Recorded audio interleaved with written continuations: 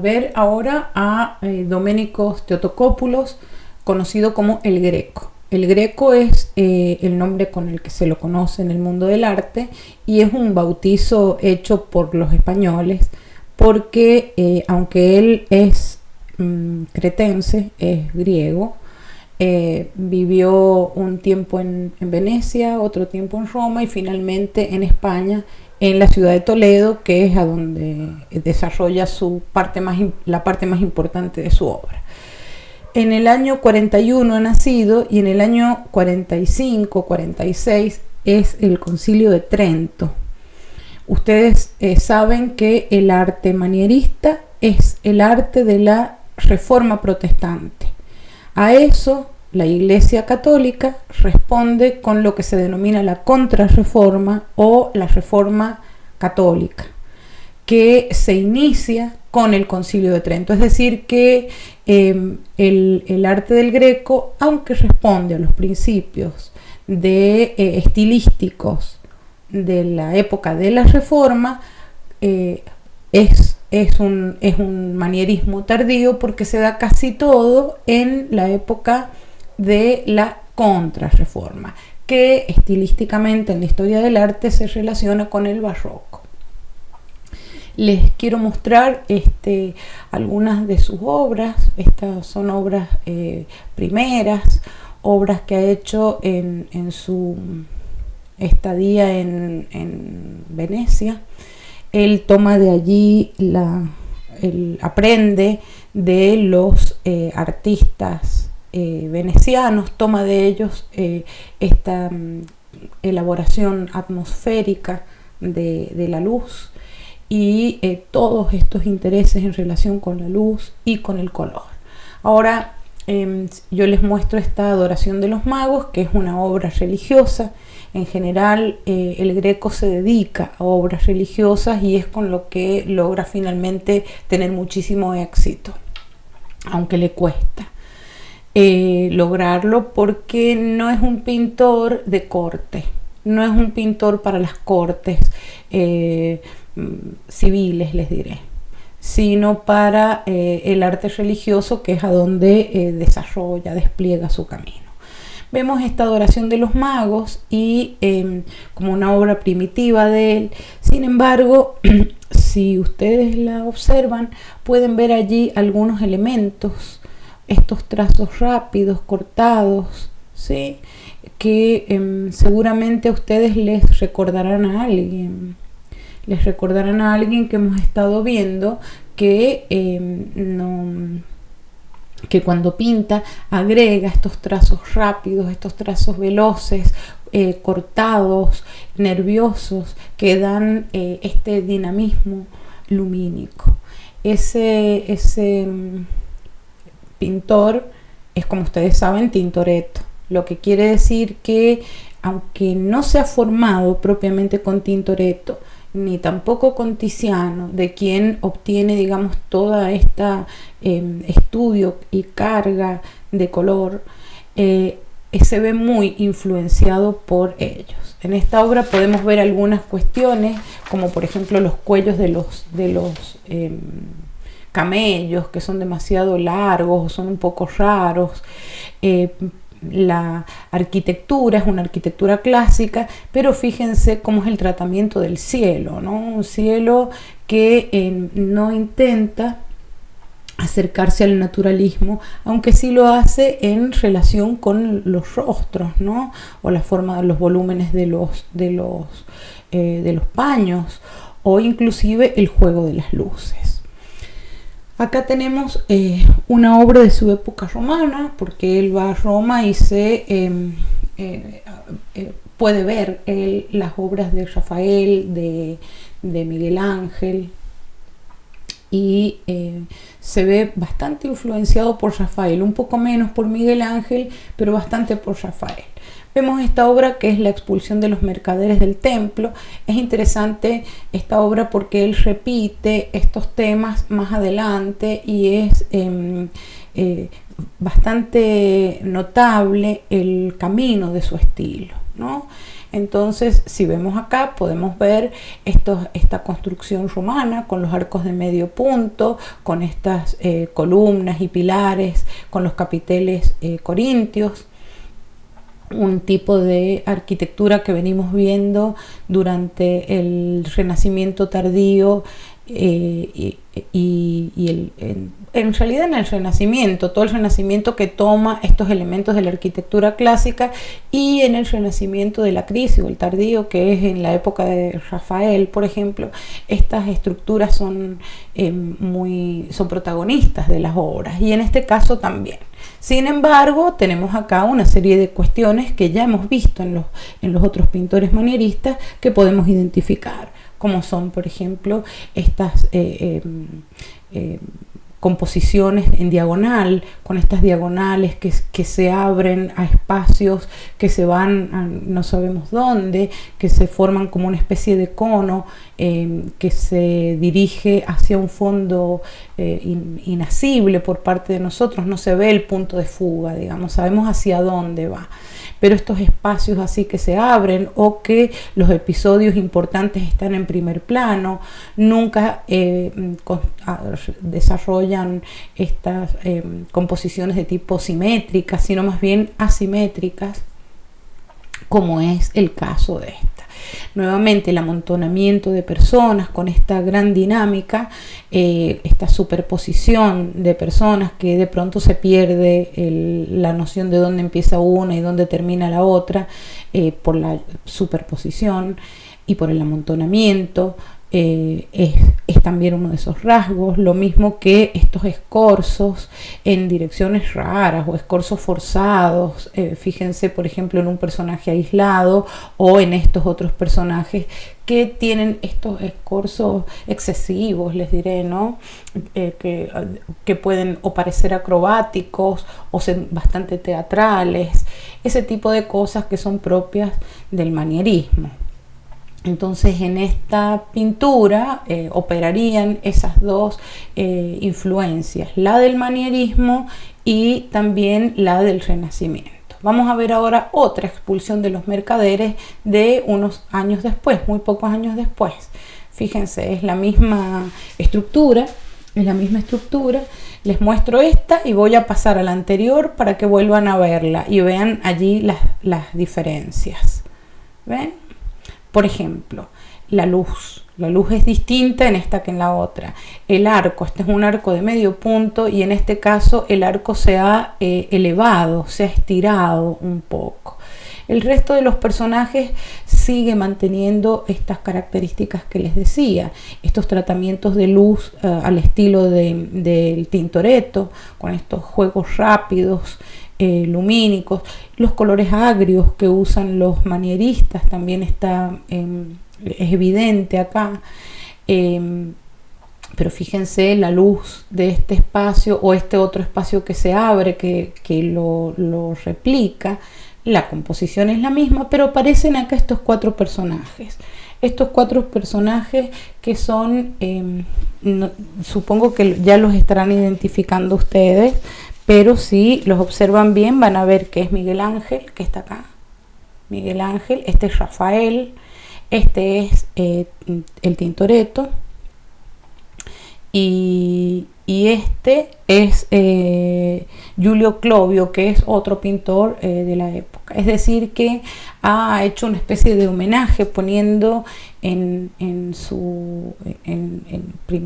primer plano, digamos, de la obra los representantes de aquel arte al que él alude o que toma como un pie de foto sería este, ¿no? Entonces, bueno, si vemos en Tintoretto tenemos una cantidad, digamos, de elementos en relación con la luz y con la composición que hemos visto antes en la obra de él y ahora estamos viendo representado en la obra de El Greco. De Miguel Ángel, ¿qué cosas podemos ver acá? Y bueno, estos escorzos y estas personas con esta energía dinámica, ¿no? Y estos escorzos que se retuercen, digamos, hacia adentro, esa tensión entre el gran movimiento y la torsión hacia adentro, ¿no? Que eso generaba esta energía que centrífuga y centrípeta a la vez, ¿no? Esta energía reconcentrada de las obras de Miguel Ángel. Y tenemos acá a Rafael. ¿Y qué podemos ver de Rafael? Bueno, un poco la arquitectura, ¿no? La arquitectura puede ser, pero yo entiendo que la influencia o el nombrarlo o el poner el rostro de Rafael acá tiene que ver con algo muy importante en Rafael, que hace, digamos, el quiebre con Miguel Ángel. Y es que para Rafael, el banco de imágenes, lo que hay que mirar para ser un artista, está en el campo del arte, no está afuera, no está en Dios, no está en la naturaleza, como en el caso de Leonardo. No está en la observación directa de los fenómenos, sino que está en el análisis y en la reelaboración de las producciones del arte. Y eso es lo que hace de alguna manera aquí el Greco. Vamos a seguir con distintas obras que van avanzando en el tiempo, como verán. Esta todavía es una obra romana, en la que se puede ver una anunciación de la Virgen. Ustedes habrán visto que el tema de la anunciación viene desde los más primitivos pintores del Renacimiento y se continúa con versiones que generalmente tienen un anclaje en los distintos estilos, no solo generales, sino también particulares de los artistas, ¿no? No es cada artista, aunque pertenezcan a un mismo estilo con otros, cada artista tiene sus propios modos. Bueno, y acá están los modos más primitivos, les diré, del Greco, en los que se ve un escenario bastante sencillo con un gran paño rojo atrás como una cortina que se convierte en cielo, ¿no? Un colorido muy vibrante, un colorido bastante poderoso, un colorido muy poderoso con colores primarios, fíjense, ¿no?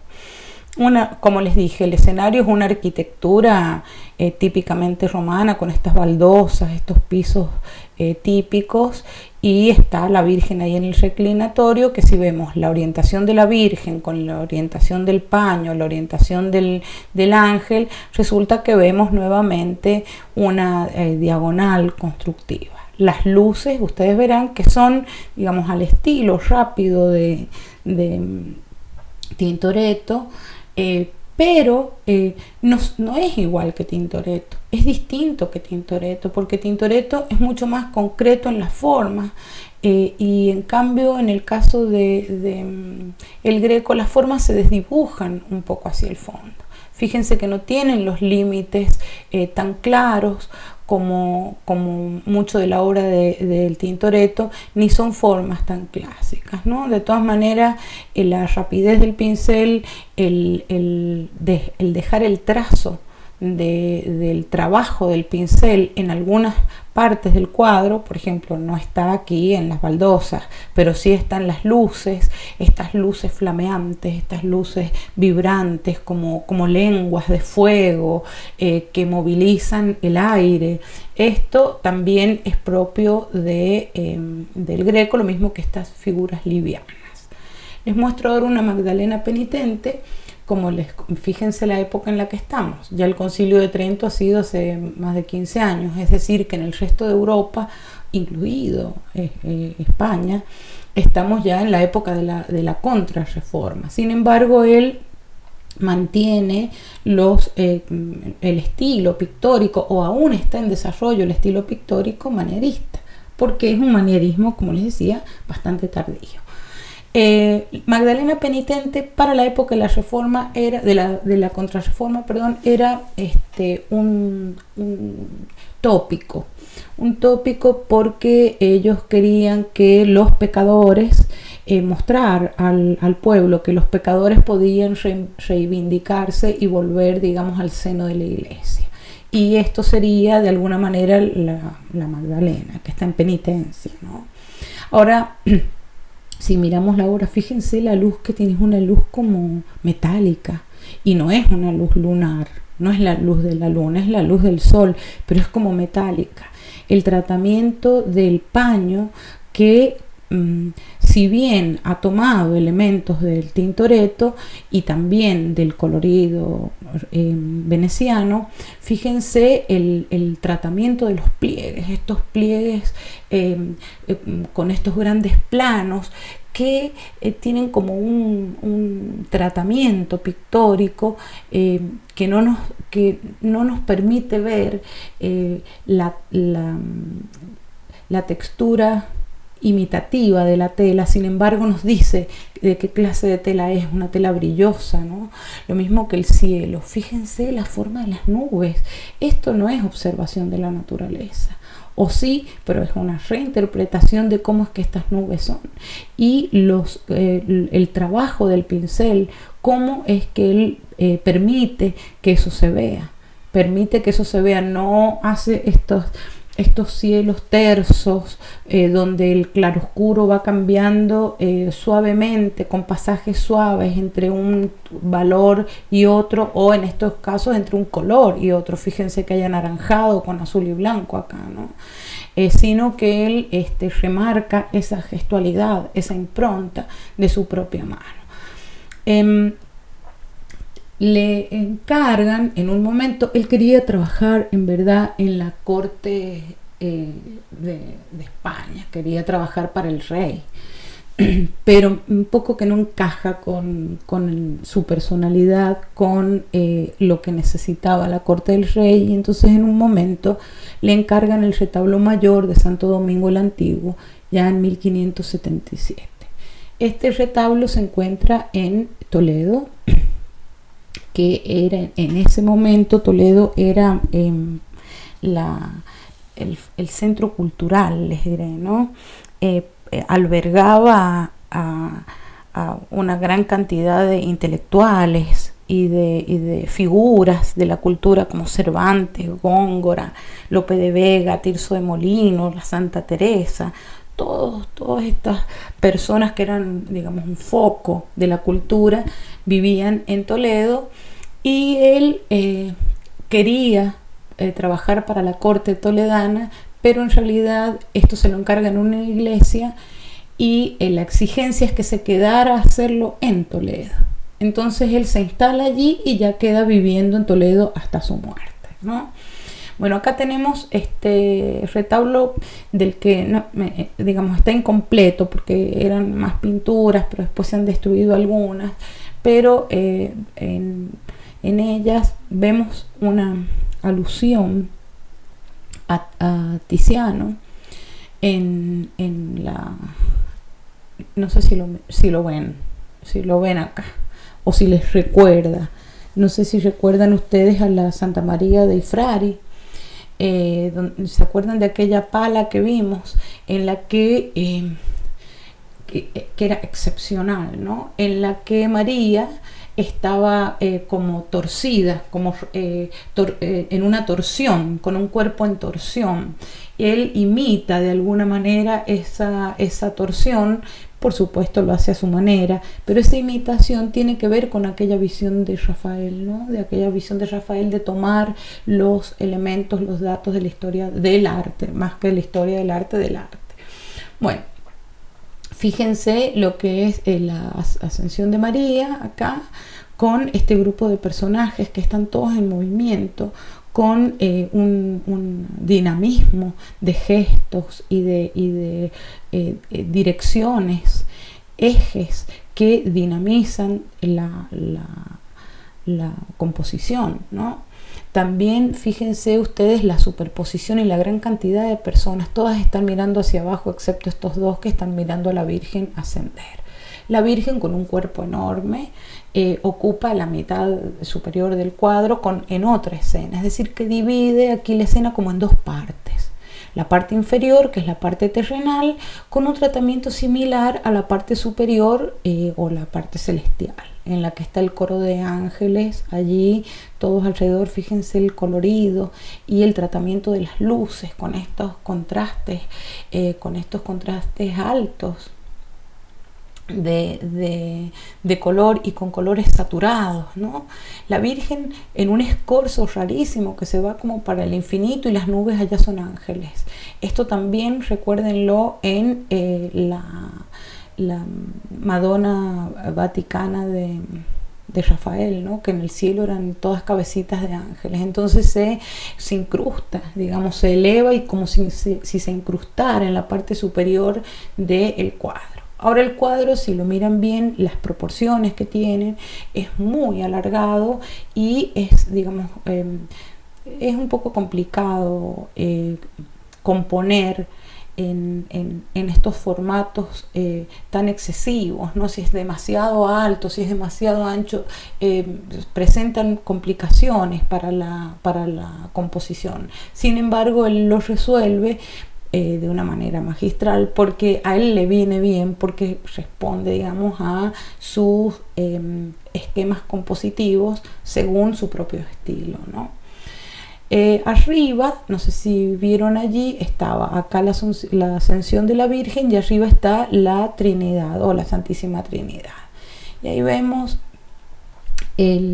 esta pintura. Es una pintura muy hermosa, la verdad, la de la Santísima Trinidad, en la que se ven el tratamiento del cuerpo de Cristo como de alguna forma desarticulado. No es poco armónico, les diré, pero como desarticulado, con una visión que sin duda, ustedes ya lo sabrán, se parece al Cristo de la Piedad Vaticana, ¿no? Fíjense la forma del brazo, cómo se ubica la cabeza, o cómo se giran las piernas en una dirección contraria del torso, ¿no? Como que pierde peso el cuerpo. Entonces, con un tratamiento de luces y sombras contrastado también. Y fíjense los rostros de los ángeles. Los rostros de los ángeles están todos como entristecidos. Cristo no tiene ninguna expresión salvo la de la placidez, ¿no? Está tremendamente plácido porque ya ha muerto. Pero fíjense el rostro de tristeza que tiene Dios. En el tratamiento de colores ustedes pueden observar los matices, los gradientes, y un uso del color, yo diría excepcional, porque aunque son una paleta amplia, amplísima, la armonía con la que él trabaja, ¿no? Fíjense las diagonales con las que construye, la cantidad de direcciones que están muy marcadas, y la parte inferior del cuadro, que es la más liviana. Eso le quita peso, digamos, a todo lo que está hacia arriba, que son muchos cuerpos, y son cuerpos con mucho volumen. Nuevamente, fíjense cómo las influencias, ¿no? de los venecianos y de Tintoretto. Y vamos a ver un detalle para que vean ustedes cómo es que pinta el Greco, ¿no? Por lo menos cómo pintaba en esta época. Después empieza a exagerar, digamos, sus propios modos. Fíjense lo que les decía, la cara de placidez de Cristo y el tratamiento que tiene, de una belleza increíble, y vuelvo con una placidez, ¿no? Increíble, y la cara pesadumbrada de Dios. Y si se fijan, él por un lado, cuando necesita, evita que se vean las pinceladas, y hace unos gradientes, unos pasajes de claros, oscuros, o de un color a otro con muchísima delicadeza, refinamiento y además virtuosismo. Pero cuando necesita marcar las luces o trabajar sobre ellas, da pinceladas sueltas y permite, como en este caso, como en todo el tratamiento de la luz, fíjense, permite que se vea allí el trabajo del pincel, la pintura se ve, ¿sí? Eso es interesante porque eso es novedoso, porque antes de Tintoretto nadie permite que se vea el dibujo del pincel, más bien las figuras se hacen tersas y se intenta que se acerque a la realidad de lo representado y no que se muestre la pintura como tal. Acá tenemos un San Sebastián muy robusto, ustedes verán, con un cuerpo en una posición que bien podría uno relacionar con Miguel Ángel, ¿no? Unos escorzos con un tratamiento de la luz muy, digamos, que da una musculatura, parece un atleta, no un San Sebastián, pero es la forma en que lo resuelve. Ahora fíjense la cantidad de curvas en el movimiento del cuerpo, lo que le da una cierta vibración a todo ese cuerpo. No es una sola línea que viene y que apenas si se mueven los contornos, sino que son contornos muy marcados, pero a la vez remarcando cada una de las partes con esa vibración, ese dinamismo, esa línea que juega, ¿no? El San Sebastián, si marcamos los ejes más importantes, este sería uno que es una oblicua y ese sería otro que es otra oblicua, ¿no? Y ¿dónde se encuentra este San Sebastián? En algún lugar. Hay naturalismo, hay un naturalismo como en este árbol donde está, pero el rostro de él no está dando cuenta del dolor de los flechazos. Imagínense que este personaje está siendo torturado, está atado ahí, torturado, sino que está como abstraído. Estas abstracciones de la mirada o estas miradas a la lejanía, dispersas, eso también es una cualidad propia del manierismo. El dinamismo de la luz, el juego de la luz y el espacio, ¿dónde está? Fíjense que el espacio se abre hacia abajo, hacia como una especie de pozo hacia los dos lados. Esto es como si hubiera aflorado el espacio o la piedra donde se apoya el San Sebastián, y el cielo es algo extravagante. Es muy extravagante, con estas nubes que se abren y dejan ver el azul atrás y algunos líneas de luz que entran por allí. Es muy casi abstracto, les diré. Es casi abstracto y orgánico a la vez. En esta otra obra, que es El sueño de Felipe II, tiene distintos nombres esta obra, porque se llama El sueño de Felipe II, también se llama La adoración del nombre de Cristo y también le llaman la alegoría de la Santa Liga. En esta nuevamente tenemos esta división en partes, ¿no? Como esta mitad hacia abajo sería lo terrenal y de la mitad hacia arriba sería la parte celestial. Fíjense, allá está el nombre de Cristo, y HS es Jesús, que es Jesús, es como se escribe en hebreo. Entonces Jesus, no sé cómo se pronuncia realmente, disculpen eso. Bueno, pero fíjense cómo se abre y la composición con esta estructura externa de ángeles se abre como si fuese un cono hacia el final, a donde está el nombre de Cristo, casi al tope del cuadro. Eso ese cono es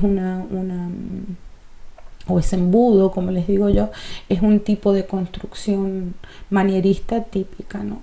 Pero fíjense lo que pasa aquí abajo. Está el Papa con el Duque y con otros personajes. Todos estos personajes están reconocidos. Yo no les identifico los nombres, pero si los buscan pueden identificarlos a todos, porque es un gran retratista también el Greco. Están todos ahí alrededor mirando hacia el cielo porque están viendo el nombre de Cristo allá. Y es un sueño que ha tenido el Felipe II, que es que está acá, que está vestido de negro y que se distingue por contraste del resto de los personajes. Pero fíjense, acá hay una especie de cueva a donde está toda esta gente que apenas podemos identificar a dónde empieza uno y dónde termina la otra. Es un amontonamiento de personas, acá otro. Estos son ese tipo de episodios que hemos visto en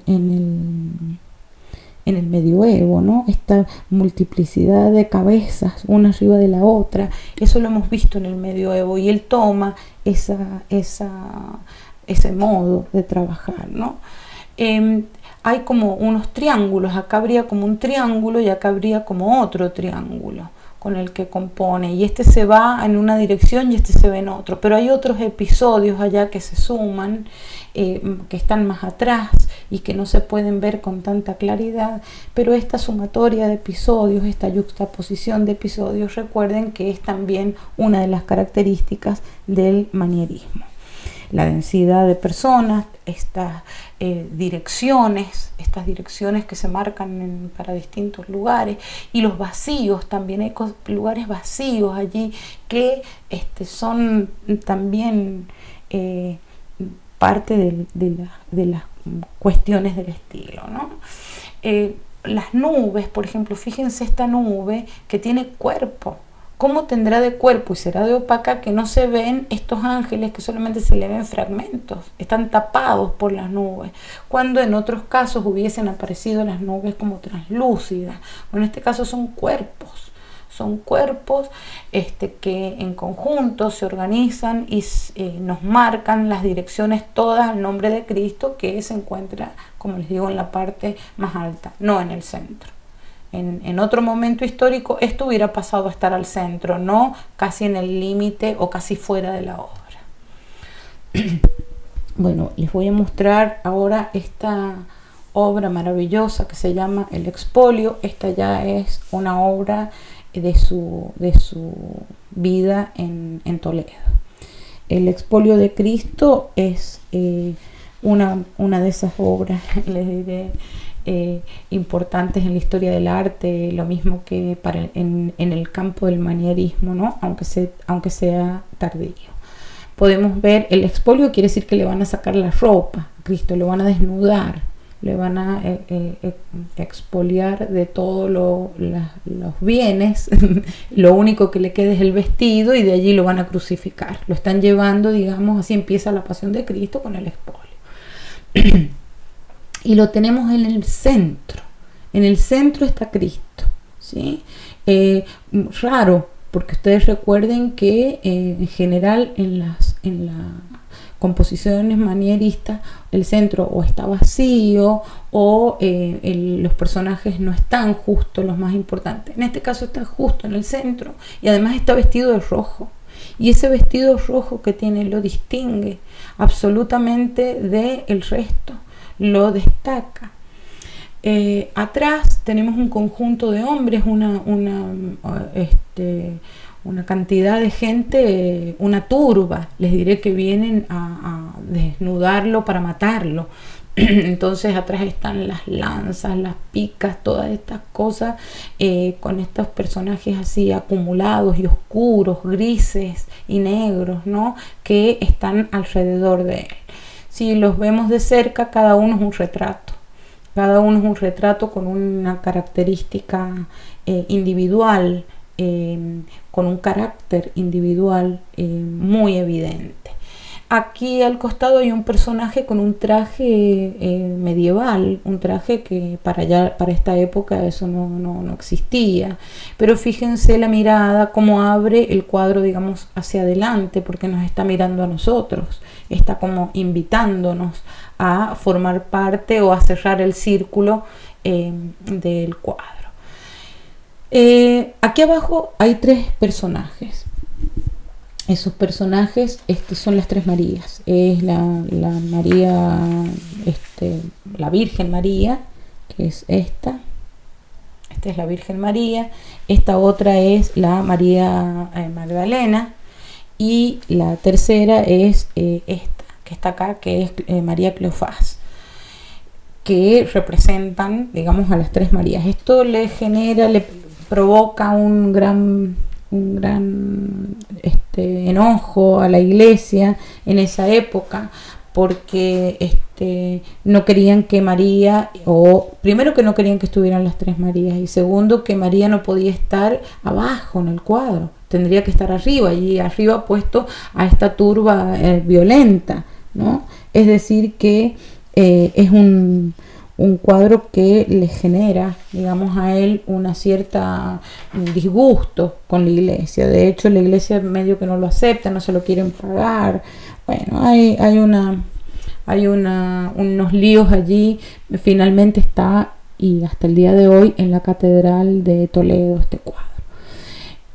Y este otro personaje que está en luz, acá muy iluminado, que lo que está haciendo, está clavando un clavo en la cruz, para que cuando lo crucifiquen a Cristo, no tenga problemas el clavo en pasar. Imagínense qué cosa más tremenda. Pero observen el escorzo, que tiene un escorzo exagerado, y además la ubicación en la que se encuentra el personaje es una ubicación rara, ¿no? Inestable.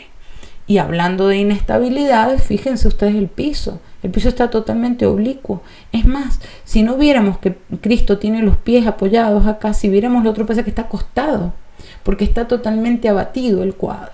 Y además estirado. Fíjense que toda la distancia que hay entre el ancho y el alto, y la disposición de todos los ejes en vertical, hacen que sea una imagen alargada, con un centro muy fuerte de este rojo excesivo que distingue, digamos, o destaca a Cristo del resto.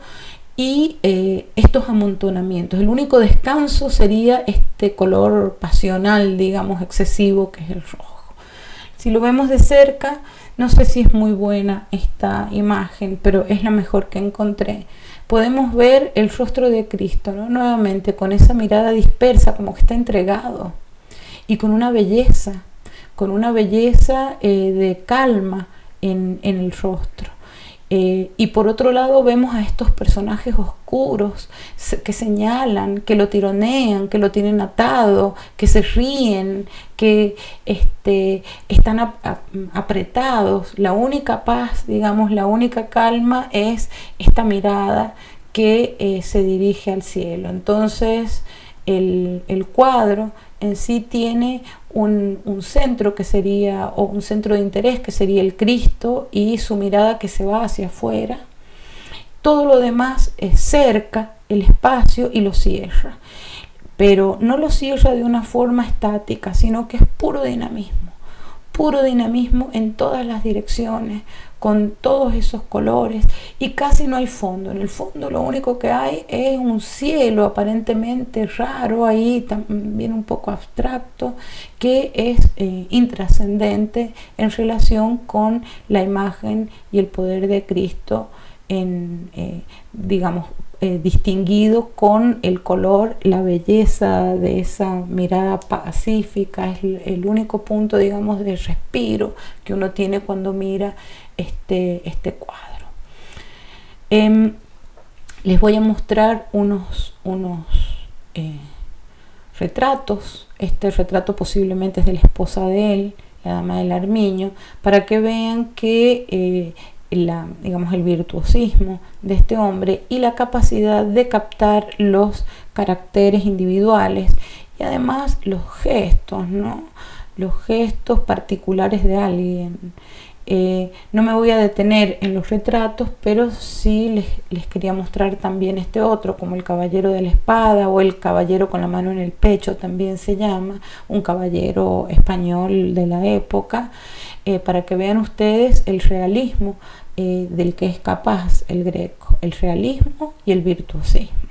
Ahora, en esta pintura, bueno, habría muchas cosas para hablar, pero sí quería mostrarles este detalle donde se ven estos juegos del pincel cuando los necesita, y el cromatismo, porque yo he hablado del color veneciano, no sé qué, bueno, pero acá se puede percibir perfectamente. Observen ustedes las carnaduras, cómo maneja el rojo con el verde, y cómo hace los pasajes y los gradientes, entre los matices entre uno y otro, con tal maestría que cuando uno lo mira piensa que es una piel humana, ¿no? A lo mejor visto más de lejos se ve eso con mucha más claridad. Los ojos son celestes, además, fíjense, y yo no creo que haya puesto nada de azul en esa pintura, y si lo ha hecho es apenas. Lo que pasa es que la gracia con la que él maneja el color, digamos, el virtuosismo, ¿no? Que tiene del manejo técnico es muy notable. Fíjense los contornos no están marcados como una línea como hemos visto en tantos, ¿no? Sino que se recortan por planos o se abren al fondo. Pero este fondo se supone que es gris, ahí lo ven gris. Ahora, cuando lo vemos de cerca, podemos ver que es un gris, pero no es un gris acromático, no es blanco con negro, no está hecho con blanco con negro, es un gris cromático. Si ustedes miran, pueden observar que hay celeste, que hay anaranjado o rojo, es decir, azul y naranja, y seguramente con un poco de negro, pero con esas cromas es con las que construye los medios tonos, los grises.